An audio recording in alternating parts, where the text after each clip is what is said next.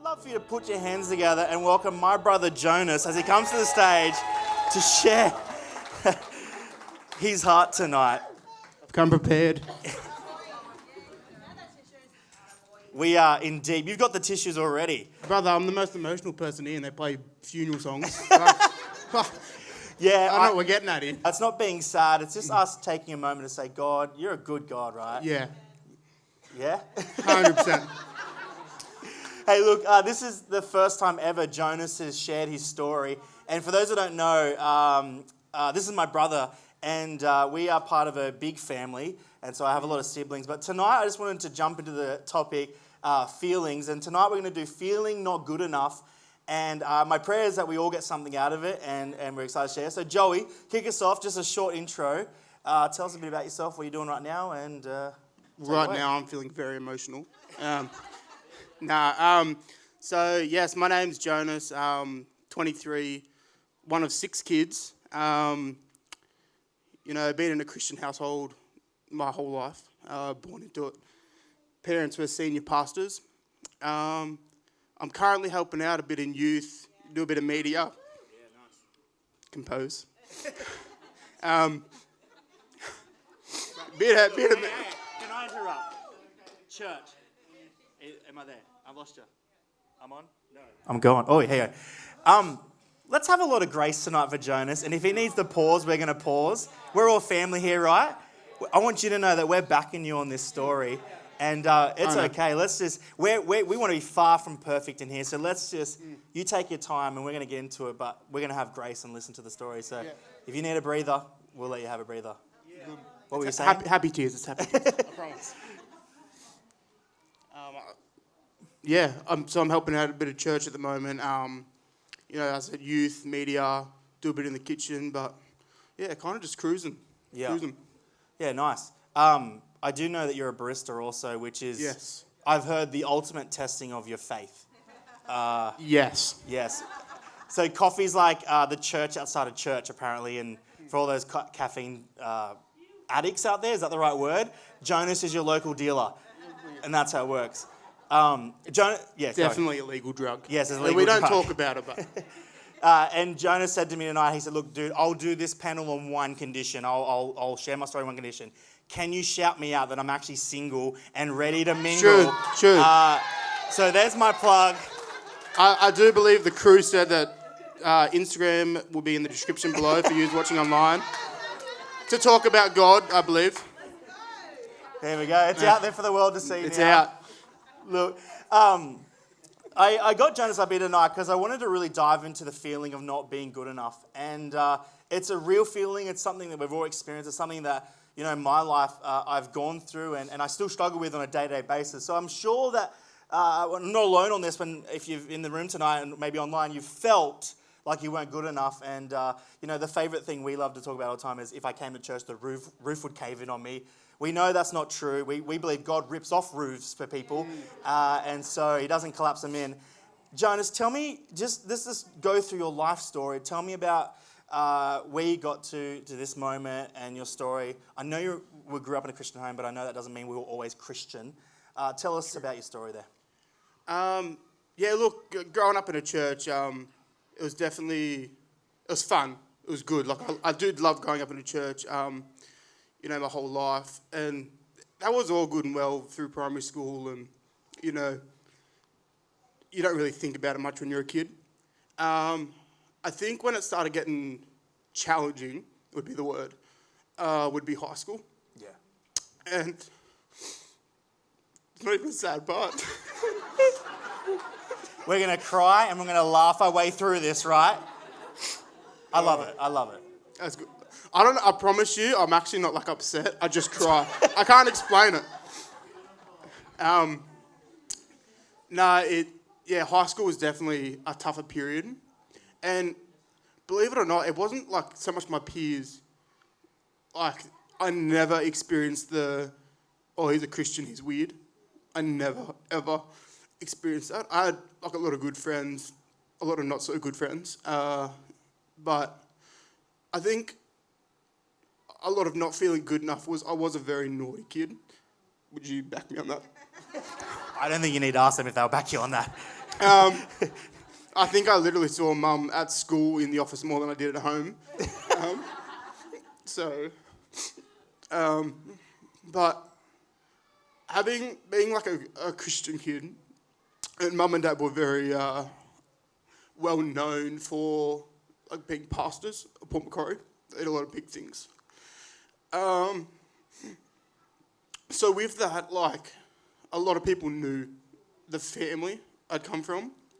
And when I'd be naughty at school and stuff, I would always have, it could be teachers or people that knew of the family, knowing I'm in trouble, going, aren't you like a pastor's kid? Yeah. Like, shouldn't you be better? Yeah. So a lot of that definitely came on not feeling good enough. Yeah. So, Which is such a real thing. I don't know if anyone, we're talking to two different people tonight, people that are looking for God, but those that have found God, sometimes when you find God, the world holds you to this, shouldn't you know better? And it's like we've got this reputation that we have to be perfect. And, even at Hard House here, we preach the gospel that it's not about us becoming perfect, it's us realizing how imperfect we were. And how much more we need God than ever before. 100%. And so I know you would have felt like that, but I know many people here tonight would have felt the same thing. I give my life to God, now my life's under a magnifying glass, and people are watching my every move. And can I just encourage someone, and encourage Joey before he continues on here, that don't beat yourself up for it. I think the cruelest thing anyone could ever do is say that my faith isn't enough, I'm not good enough, and I'm not getting closer to God enough because of what people say around you.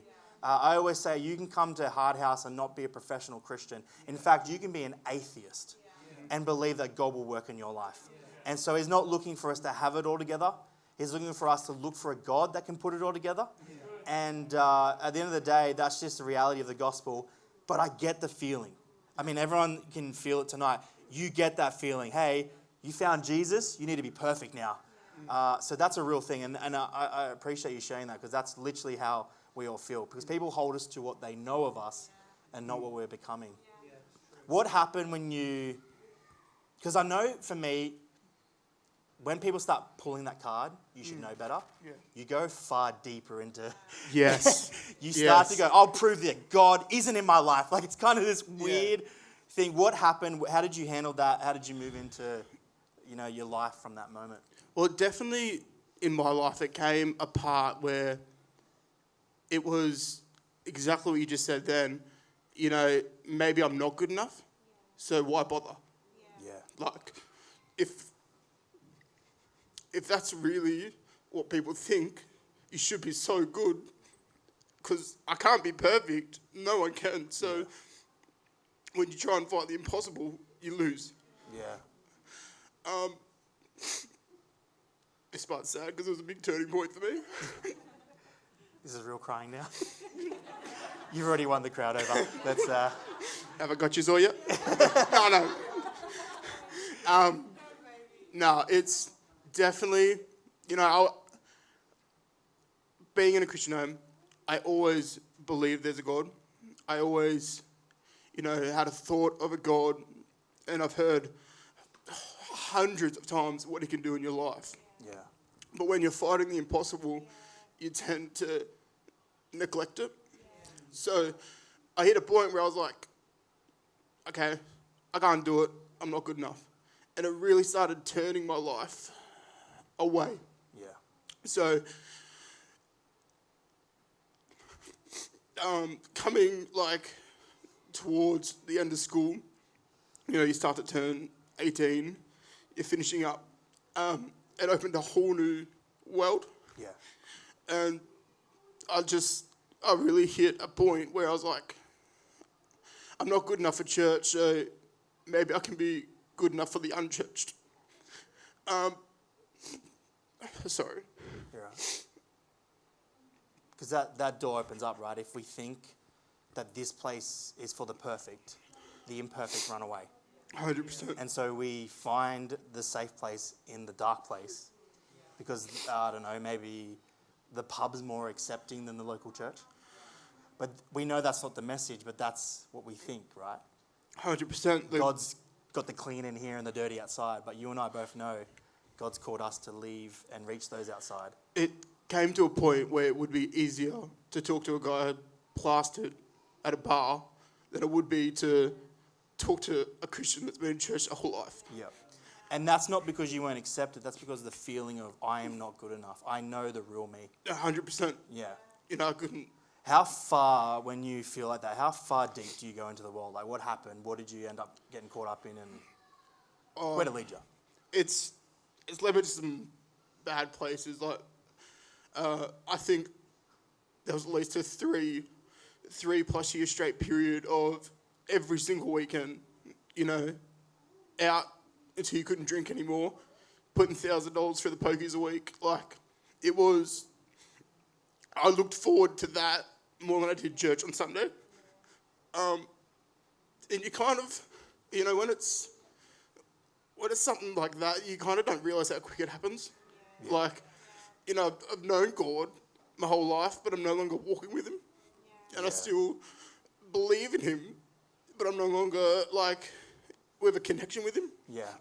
So, I'd wake up some mornings on a Sunday morning not knowing how I got home, or, I'd wake up at a mate's house, not remembering what happened. And it, I still had this, a heart for God because I still loved him. I never walked away from the church. There was countless nights where me and Lachlan would, get up at 4:30 in the morning after been drinking to 2 in the morning to go set up for church. But I feel like there was a big way for me trying to prove I'm good enough when I'm fighting that I'm not. It was just an impossible battle. Yeah. I couldn't do both. And it came really close to the point where I just said, I would rather drink and sleep in on a Sunday than, drink and go to church on a Sunday, because I just wanted to have the drink in my life. I just wanted to have the gamble in my life. It was overpowering everything that I've been grown up in and been brought with, or just because I didn't feel good enough. Yeah. And that's such a real thing, because at the end of the day, not feeling good enough is a highlight of our loss of identity. It's forgetting who we are. It's forgetting how God looks at us. And this might sound extreme, and it's something I'm going to say publicly, so let's get ready for this. But I do believe, and I'm not saying people should be gambling and drinking and doing that, but I do believe that when you were sitting at that machine, God was sitting with you. 100%. It's like he's there with you in the mess. He's sitting with you at the pokie machine. He's sitting with you while you drink silly. And he's saying, son, I love you. Just waiting for you to realize that. Yeah. And so I want to highlight that, because people go, well, if Jonas was going to church on Sunday and he started coming back, then God's all of a sudden interested. That is the epitome of works for God's glory, God's love. I think that even though you felt like, because you didn't feel good enough, you walked away from church, I don't think God walked away from you. No, he didn't. And there's something in that where, yes, you were $1,000 a week. That's pretty impressive, to be honest with you. But feeling torn between, I don't need to turn up to church anymore, and God not being upset with you because of that, but more saying, one day I want you to know how good enough you are. And it's an identity thing, right? I know that as you started realizing that, you would have heard the culture of the church. Yeah. We talked about this, and there was this moment in your life where you still didn't feel good enough, but you had a phone call from one of your friends, and you tell us about that story and how this was one of the changing points for your life. This story was a big pivot point in my life, and same with my friend. I would say I was just about as deep and closest from walking from God that I possibly. This was like next weekend I'm not going back. I was on the line, and I had a phone call a couple of years ago, and it was my mate, and he's saying, I actually hadn't spoken to him for months. I've known him and I hadn't spoken to him for months, and calls me and he goes, "Hey, bro, I know it's so random. Sorry to drop you in the deep end like this, but I think I'm just going to jump off Lighthouse. I just wanted to say I love you and goodbye." And, this is someone that I hadn't connected with for months and months, and probably years, to be honest. And out of all his mates that he still hung out with and he still saw, mysteriously, I say God, obviously, reached out to a really broken person that was about to walk away from him and put that on his heart to call me that night. Yeah. And I raced. I just got my motorbike license, and I raced to the Lighthouse, and he's sitting there, and he's just distraught, worse than I am now. And I know it's hard to believe. And he just sat there, and he just hugged me, and all I could say to him was, "You're good enough." And this is like someone that so truly believed in his heart, I'm not good enough. I'm not good enough for the church. I'm not good enough for the world. I'm not good enough for this, that. My brother's becoming a pastor. My brother's runs his own business. My family's really strong in church, and I'm just a double life wrought every week. I'm not good enough, but I'm sitting here telling my friend, "You're good enough. You're good enough." And he said, "Wow, I really needed to hear that. Thank you." And, we sat there for a couple of hours and, had a big chat, and he went home and I went home. And on the bike, all I could think about was, I was just thinking and talking to God, and I was like, "You were talking to both of us then, weren't you?" You were. Wow. You were talking to both of us then, weren't you? 100%. Because we were both his son, and we were both at different parts of broken. And he put two brokens together to make such a great outcome that,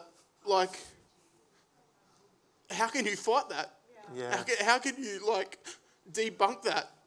I'm sure there's plenty of other better people out there that had their life set and their life straight that could have gone to him and spoke to him, but he sent a broken person to, A not good enough person to tell a someone not good they're enough good person to tell someone they're good enough. How do you fight that? It's the miracle of God. 100%. It's the God that uses complete and utter pain to bring purpose. Yeah. And that's, I want to highlight that because there's so many people I know that think God could never use me. I'm not good enough for God to use. If people knew the real me, if you know what I watch, if you know what I look at, if you know what I said, if you know what I did, and we kind of move away from this savior complex that we don't need Jesus. But I always say, without a savior, you don't need saving. And so we got to constantly be in that, I need saving. And just because I need saving doesn't mean I'm disqualified from what God's called me to do. Yep. It's the balance between, none of us are good enough. But Jesus makes us worthy to do what he wants to do, which somehow comes around to you're good enough. Yeah. Your life turns, right? You turn pain into purpose. You're writing home going, God, you were speaking to both of us 100%. tonight. And you start to unravel, you are good enough. Not because you're awesome, but because you know God's awesome. Yeah. It's the message for this. It's a message for everyone online. It's a message for this room 100%. tonight. You don't have to have it all together for God to use your life. Yeah. You don't have to be, hey, you finally made it. Well done. You're good enough. And now God will use you. He will find you in the not good enough. And he will help you change people around you in the not good enough. And the fact is, none of us are ever going to be good enough for what Jesus did on that cross. Yeah. That is the message. Yeah. So somewhat, we're not saying get rid of the feeling of not good enough. It's reminding us that we're not, but he's good enough. I'm he will still use us. faced with it every day You're of still not feeling faced good with it. enough. That's But right. At least I know that he knows I am. And, That's right. when I have my bad days, he's still there pushing me. Because, I didn't become perfect that night. I didn't go home and go, oh, I'm Christian and I love God and we're good. I've backslid more times than you could count since that occasion.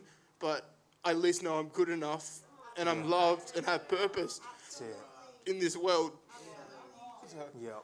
So you're all of a sudden, Jonas's life goes from the pursuit of perfect to pursuit of God. 100%. And everyone needs to just hang on to that for a second. Even if you're a non-believer and you don't believe in God, it's not about turning up the church and being a Christian to pursue perfection. It's about us pursuing a perfect God. And that changes everything. It means no matter where you are in life, no matter how you feel, whether it's overwhelmed, whether you're upset, you're angry, you're not feeling good enough, we're not in the pursuit of perfection. We're on the pursuit of a really, really good God. And that's the message that people need to hear. Yeah. What's something, we'll get to the second last bit of this, what's something that, you know, God helps you with right now?